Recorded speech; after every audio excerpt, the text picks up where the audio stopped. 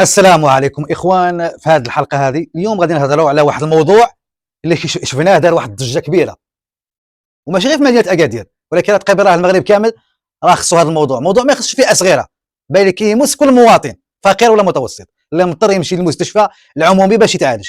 في هذا الفيديو غادي نهضروا على المستشفى الحسن الثاني، وغادي نهضروا على بزاف المستشفيات. المستشفى الحسن الثاني مدينه اكادير اللي اليوم ولا كيتسمى من طرف المواطنين مستشفى الموت. فين راك يا رئيس الحكومه؟ السياسه ديال الحكومه ديالك فين وصلت؟ وهذه التسميه ديال مستشفى الموت ما جاش من فراغ. اليوم رانا قدام ابواب مستشفى، الناس خرجوا كيحتجوا، العائلات تبكي، المرضى وقع لهم بزاف المشاكل، كاين اللي مات ما ولدو بنتو، يعني كيتفرجوا، يعني الناس الله يحسن العون. كيدخلوا استعجالات ما كيلقاوش حتى شي ناموسيه، كاين اللي كيخرج مستشفى غير بواحد الكفن هو ميت. واش هذا المستشفى ولا مقبره جماعيه؟ اللي وقع اليوم في اكادير ماشي حادث معزول، راه نتيجه طبيعيه لواحد السياسه طويله ديال الاهمال. ومستشفى ديال الحسن الثاني المفروض يخدم واحد المدينه كبيره بحال اكادير اللي هي العاصمه الاقتصاديه ديال سوس، وكيجيو عنده الناس من كل المناطق المجاوره، تارودان، تيزنيت، اي شتوكا، انزكان. ولكن الواقع كيقول حاجه اخرى. المستشفى عاجز، غارق بالفوضى، والاطر الطبيه ما قدراش تلبي الحاجيات.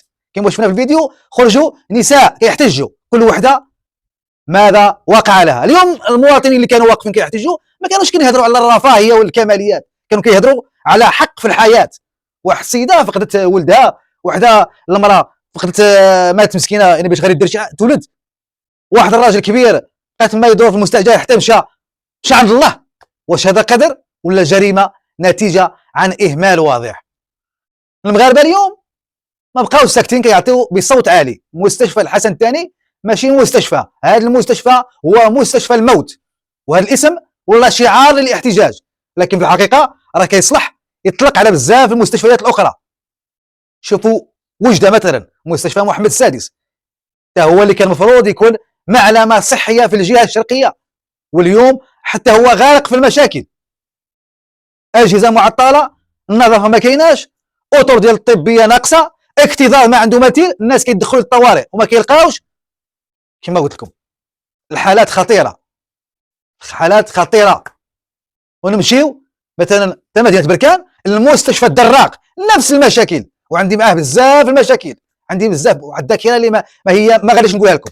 نفس الكوارث، المريض كيدخل بالرجاء ديالو انه يتعالج، لكن في الاخير كيخرج اما محمول فوق كتاف ديال العائله ديالو اما بكفن.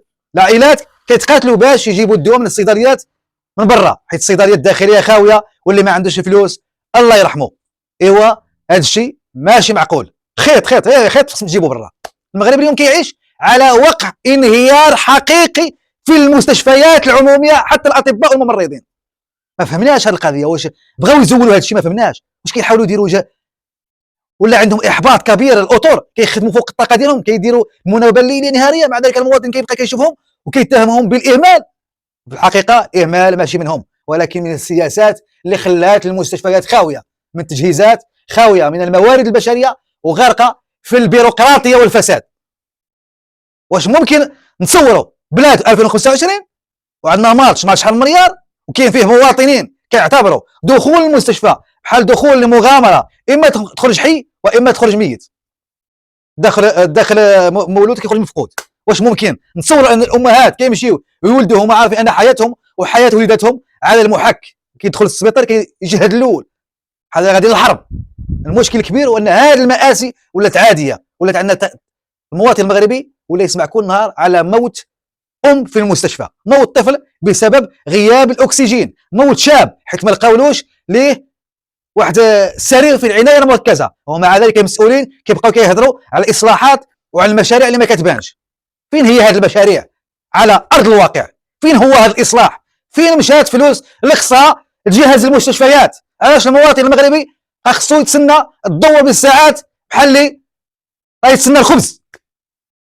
الجواب واضح. الاولويات في المغرب ماشي للصحه ولا التعليم، فلوس كتخرج للمهرجانات، للصفقات المشبوهه، للصفقات الغامضه، البنايات اللي كتصور في الصور الرسميه ولكن في الواقع ما كاينش، واللي كتخدم حتى شي واحد مع المواطنين. اما المستشفيات اللي هي رمز الكرامه الانسانيه بقى هي الاخر ديالهم، هما وليداتهم يمشوا للخارجي مشاو يداواو لان ما كان مستشفى هنايا، ولاتهم كيقراو في الخارج، كيداواو في الخارج. اليوم في المستشفى الحسن الثاني العائلات اللي كانوا كيحتجوا ما كيهضروش غير على الدواء، كيهضروا على الكرامه، كيقولوا ماشي معقول نمشيو نديو ولادنا ونرجعوهم جثث.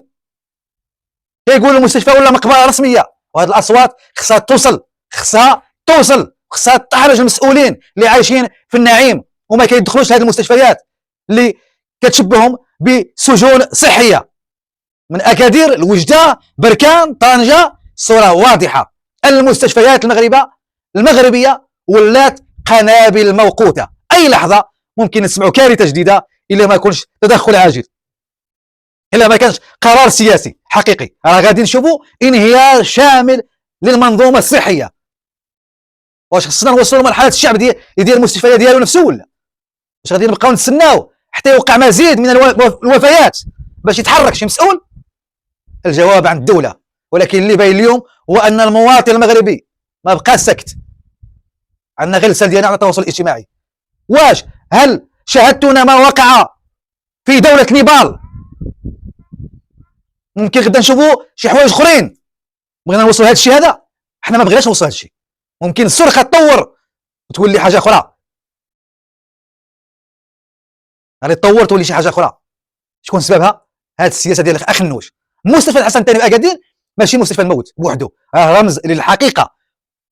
وحده الصحه في المغرب ولات لعبه سياسيه وماليه على حساب حياه الشعب والمغاربه. راكم شفتوا ماذا وقع في اكادير، وخفنا نوليو بحال دوله نيبال، وهذا هو الواقع المر واللي خصنا نواجهوه قبل ما يتحول لمأساة اكبر. مع السلامه الاخوه المتابعين.